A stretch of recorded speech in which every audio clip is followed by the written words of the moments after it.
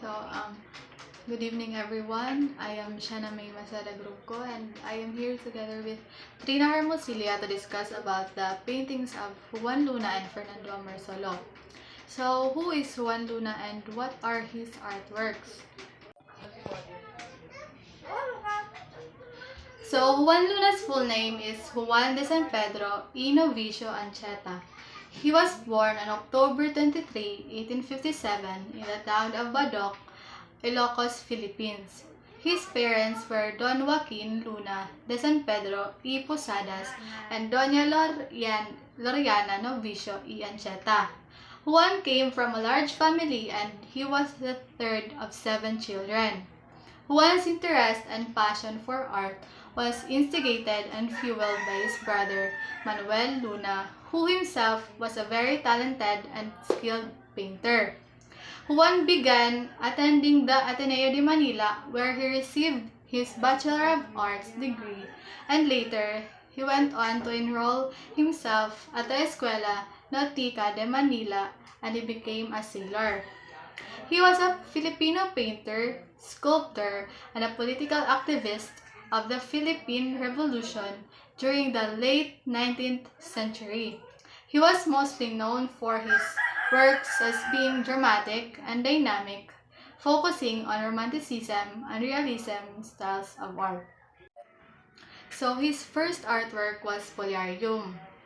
The painting was submitted by Luna to the Exposition Nacional de Bellas Artes in 1884 in Madrid, where it garnered the first gold medal. The painting features a glimpse of Roman history centered on the bloody carnage brought by gladiatorial matches. Spoliarium is a Latin word referring to the basement of the Roman Colosseum, where the fallen and dying gladiators are dumped and devoid of their worldly possessions. Spoliarium also often misspelled as Spolarium. Remember the scene of Alone Together ng Lisken? Minention doon ni Liza na merong kantang Eraserheads na Spolarium, kung saan nag-disagree si Enrique dahil Spoliarium din naman with I between the L and A ang title ng kanta ng Eraserheads. So, Spoliarium was one of the most famous paintings in the Philippines. It was displayed in the National Museum of Fine Arts in Manila. Spoliarium emphasized the violation of human rights towards the colonizers of Spain, and Juan Luna expressed his patriotism towards it. So, Spoliarium was a type of painting that appealed to the Filipinos' patriotic demands and on which Rizal and others projected a nationalistic symbolism that inspired the Filipinos to stand up against their Spanish invaders' political persecution. So, Juan Luna painted Spoliarium to awaken Filipinos from ignorance, blindness, and mental darkness and oppression. The next one is tampuhan or sulking. It is a depiction of 2 persons staying inside the sala or living room of a bahay na bato. The 2 people are Filipino lovers sulking, experiencing tampo because of an argument. The man is looking out at the street beside a capital window, leaning on the ventanilla. The woman, on the other hand, wearing a Maria Clara gown, has her eyes focused on the floor. In relation to Filipino culture, in Filipino courtship, values, and psychology, tampuhan from the Filipino language root word tampo or sulking is a disagreement between lovers where they do not speak to each other. This is sometimes called the silent treatment. Other expressions of sulking in the love life of Filipinos include other nonverbal actions such as keeping to oneself, being unusually quiet, or refusing to interact with friends in group activities, family outings, or other activities, and even merely locking oneself in his or her bedroom. To end the sulking, one of the lovers has to coax the other, or both, persuade each other to resolve by coming up with an argument or compromise. So the next one is the Blood Compact, in Spanish, El Pacto de Sangre, while in Filipino is Sanduguan. It portrays the 1565 Sandugo Blood Compact ritual between Datu Sikatuna of Bohol and Miguel Lopez de Legazpi. Surrounded by other conquistadors, Datu Sikatuna was described to be being crowded out of the picture by Miguel Lopez de Legazpi and his fellow conquistadores. The Blood Compact was an old ritual in the Philippines where tribes would cut their wrists and pour their blood into a cup filled with liquid and drink each other's blood as part of the tribal tradition to seal a friendship, pact, or treaty, or to validate an agreement. The Blood Compact symbolizes the shared destiny between Spain and the Philippines as equal allies of the same social status, meanwhile erasing the reality of the violence of Spanish conquista and racial prejudices against the natives. It hangs proudly at the Malacanang Palace in Manila and was reproduced into a statue by Napoleon Abeba, a Filipino sculptor in the 1990s. So next is Spain and the Philippines, or España y Filipinas. It is an allegorical depiction of two women together to represent the colonial relationship between Spain and the Philippines. The taller and maternal white figure of a woman is Spain, a representation of the benevolent image of a colonialism. Is pointing ahead and guiding the humbly dressed Filipina to the right way.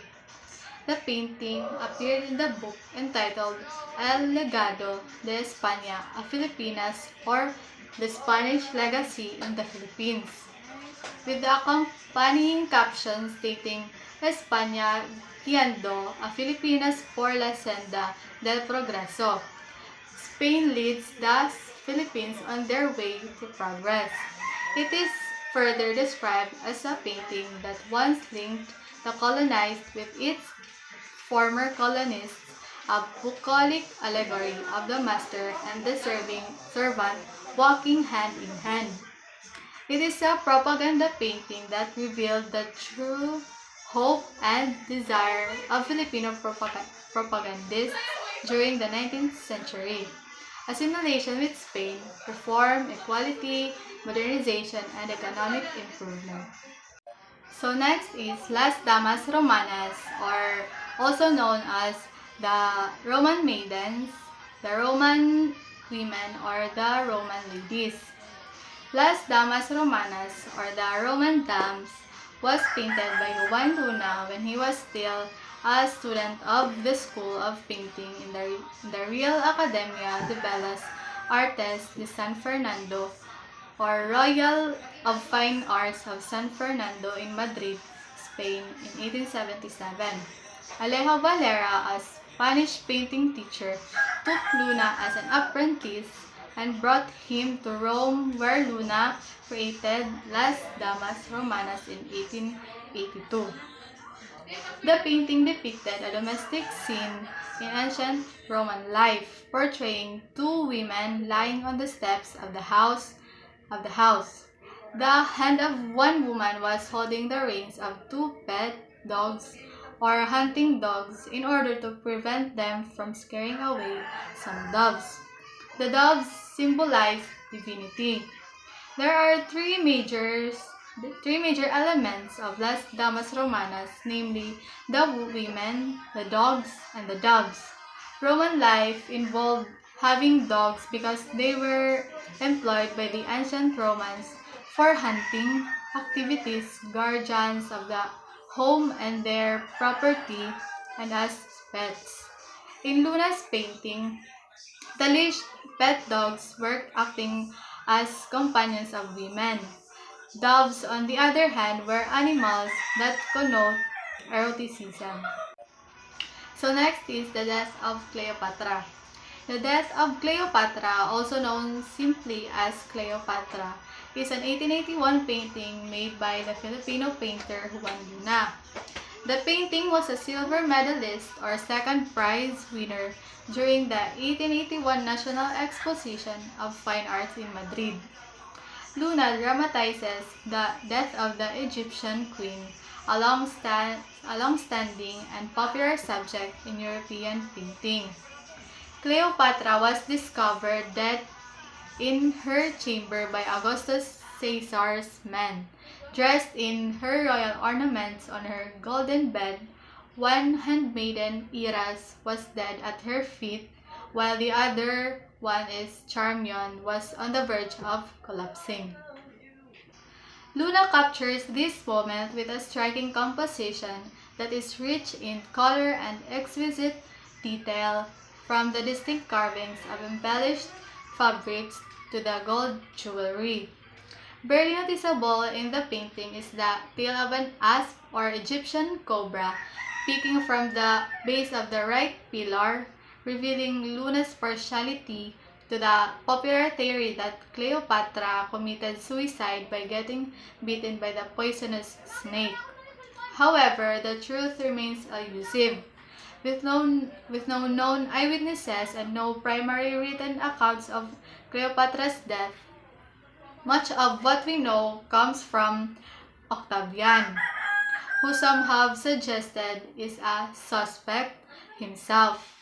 He certainly had a motive to want Cleopatra dead, as the charismatic queen, as long as she was alive, posed a potential threat to his dominance in Egypt. Octavian then made Egypt a Roman province with himself as emperor. He later took the name Augustus. So next, the Battle of Lepanto. Juan Luna's The Battle of Lepanto provides significance to the Spanish victory against the Turks. For this reason, the widow of King Alfonso XII of Spain, Queen Regent Maria Cristina of Austria, herself was the person who unveiled Luna's masterpiece painting at the Senate Hall of Madrid in November 1887, together with Pradilla's La Dedición de Granada. However, the victory at Lepanto was not merely a Spanish victory against the Turks. The victory at Lepanto was a Catholic victory over the invading forces of Islam. At Lepanto, a coalition of Catholics defeated the forces of Islam who were attempting to conquer and subdue the West to force her citizens to submit to Islamic rule. Therefore, this painting is a portrayal of national pride because the Spanish were instrumental in the victory of Lepanto, and it is also a portrayal of pride in the Spaniards' Catholicism since the battle resulted in a Catholic victory. Both paintings are still currently displayed at the Madrid Senate Hall. The Battle of Lepanto was painted to compensate Luna for not having been given the grand prize known as the Prize of Honor, or Medal of Excellence for Spoliarium. A biased jury, known as the Jury of Honor, did not grant Luna the prize because he was a Filipino, and in spite the fact that public sentiment felt Luna deserved the award. 1 year after, the Battle of Lepanto became a gold medalist during the 1888 Fine Arts Exhibition in Barcelona, Spain. The next one is the Parisian life. Parisian means a native or inhabitant of Paris. The Parisian life, also known as interior d'un café, literally means inside a cafe. The painting is showing a woman seated prominently on a banquet and 3 men at the far left corner. There are 2 special things about this painting. One is the lady portraying the mirrored image of the map of the Philippines. If you reverse the painting, it will look like the structure of the archipelago. The last is the meaning isolation. Based on the painting by Juan Luna, the lady is sitting on the couch alone. while there are three men chatting or conversing in a round table. The lady portrays the Philippines that was isolated during the time of the colonizers because the Filipinos didn't have the freedom unless you have Spanish and American blood. A well-known fact that the audience believe is that three men wearing black coats were Juan Luna facing forward in the center and Dr. Jose Rizal's half turned back and Ariston Bautista's sitting, sitting the closest to the lady, who were on a voyage. Those three men on the painting were portrayed as embraced Western lifestyle while remaining Filipino at heart. The painting is a richly layered portrayal of contemporary social norms, gender politics, and national allegory. So, trivia about Juan Luna. Juan Luna was fond of his wife. However, the jealous Luna frequently accused Paz, his wife, having an affair with a Frenchman, a certain Monsieur de Sac.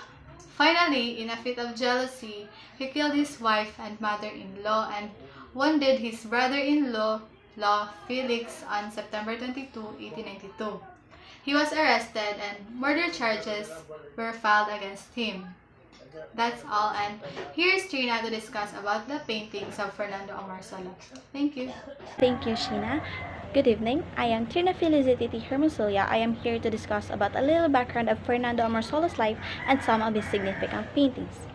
Before we talk about the paintings of Fernando Amorsolo, we will talk about a little bit of background of his life. Fernando Amorsolo y Cueto, his full name, was the son of Pedro Amorsolo that is working as a keeper and Bonifacia Cueto. He spent his useful days in Daet Camarines Norte. It was year 1903 when his family decided to move in Manila because his father died also that year. There, he met his first cousin, painter Fabian de la Rosa. To raise money, young Amorsolo sold watercolors, postcards to bookstores, which paid him 10 centavos apiece, while his mother did embroidery work. Somehow, he managed to complete his schooling at Liceo de Manila when he earned mention in drawing and painting. He was 17 years old, a teenager, when he enrolled in University of the Philippines, the school where his uncle Fabian de la Rosa was teaching. While a student, Amorsolo lived and rent in an accessoria, and in order to survive, he joined some various competition in order to fill his stomach. Also did some illustrations for publications, including Severino Reyes' first novel, Parusa ng Diyos, or God's Punishment in English. He also designed chairs for the Bureau of Public Works as a sideline in order for him to sustain himself. To begin with, his first ever painting that he did was Leyendo el Periodico, or reading the newspaper. Amorsolo's first success as a young painter came in 1908, when his painting Leyendo el Periodico took second place at the Bazaar Escoceta, a contest organized by the Association Internacional de Artistas between 1909 and 1914, and he also enrolled in art school of the Liceo de Manila. The next painting is Dalagang Bukid. As seen in the image, Dalagang Bukid was one of his 10,000 artworks or paintings. Dalagang Bukid was painted at the year 1937. It shows a portrait of an ideal young Filipina maiden showing a sweet smile as if she enjoys agricultural life in the Philippines. The next painting is called Sunday Morning Going to Town. It is painted in the mid of World War II. Sunday Morning Going to Town is a 1942 oil on canvas from the artist's golden period. It is a romanticized scene of a Filipino rural life. A family sets out together, leaving their hut for a place beyond the viewer's eye. It's also called and can be seen that a family bonding every Sunday, a Filipino family bonding every Sunday. This painting is called Afternoon Meal of the Workers. The workers that are painted are farmers, which was the common work of Filipino men at that time. Afternoon Meal of the Rice Workers by Fernando Amorsolo is a beautiful piece. It has good combination of colors, especially the light ones. The story behind this painting is really the one that is really captivating. It shows how simple but happy the life of our great farmers was simplicity and was just so perfect at the scene, such as an inspiring and heart-touching piece. Everything looks so perfect and it suits all Filipinos. It describes the life of the Filipino people at that time. Farmers going to work and eating their lunches and smiling happily with their co-workers. Woman Bathing in the Stream is also a painting of Fernando Amorsolo in his golden period. Based on the art critics, 1940s was the golden period of Fernando Amorsolo. Golden period because he was the star painter of that era. He was shining, he was top of all artists. As just an addition. It's just an addition information. To continue, Fernando Amorsolo was the first national artist. Lot 31, a generous scene depicting maidens by a stream, is a prime example of the idealized vision of the Philippine countryside bathed in sweetness and light. Bathing in the stream was so common at that time because the rivers were so clean, unlike now, it's so polluted. The next painting is Planting Rice. Saturday Volcano Art of Fernando Amorsolo. Planting Rice with Mayon Volcano was painted in the year 1949. Pasok pa rin sa golden years niya. Mayon is a celebrated symbol of the Philippines, and its presence in Amorsolo's painting emphasizes his wish to represent the spirit of the nation on the canvas. Planting Rice was planting palay. The main character of the painting is the Mayon and the farmers that are planting rice to sell and to fill their stomach as well. The next painting is kind of violent. It was a defense of a Filipina woman's honor. Fernando Amorsolo's 1945 Defense of a Filipina Woman's Honor painting, which is representative of Amorsolo's World War II era paintings. Here, a Filipino man is defending a woman, who is either his wife or his daughter, from being raped by an unseen Japanese soldier. All know at that time, Japanese was just getting any woman that they like and rape them just for fun and then leave them, or worse, kill them. And the painting shows a loving husband or a loving father that is defending his child or his woman from being violated by a soldier, an evil one. And this second to the last painting of Fernando Amorsolo that I got was the most famous artwork that he did, the making of the Philippine flag. It is believed that Fernando Amorsolo made this painting to show the citizen of the Philippines and how the Philippine flag was made by heart. It is said that Fernando Amorsolo made this painting to remind the Filipino people on how the Philippine flag was made. The Philippine flag was made by Donna Marcela Marino de Agoncillo with the help of his daughter Lorenza and Mrs. Delfina Herbosa de Natividad. The Philippine flag was sewed in Hong Kong. The last painting that I got was the last painting and the most controversial one, painting of Fernando Amorsolo.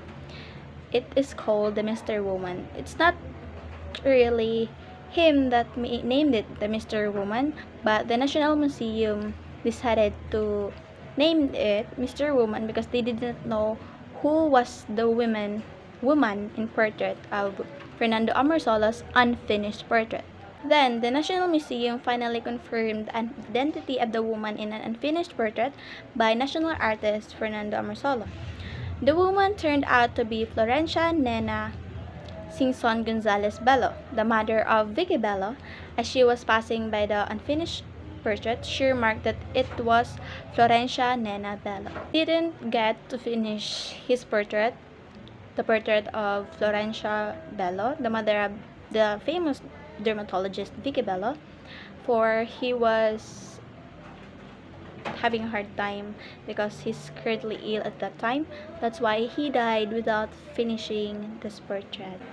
Sadly, Fernando Amorsolo did not get to attend the acknowledgement of him becoming the national artist of the Philippines, first national artist of the Philippines, for he was 2 months confined at St. Luke's Hospital in Quezon City and died in April 24, 1972, 22 days after he was acknowledged as the first national artist in painting in the Philippines. And the cause of death of Fernando Amorsolo was heart failure, and he died at the age of 79 years old. Quite old, but too early. That's all for my report of Fernando Amorsolo's painting. I hope you learned a lot. Thank you.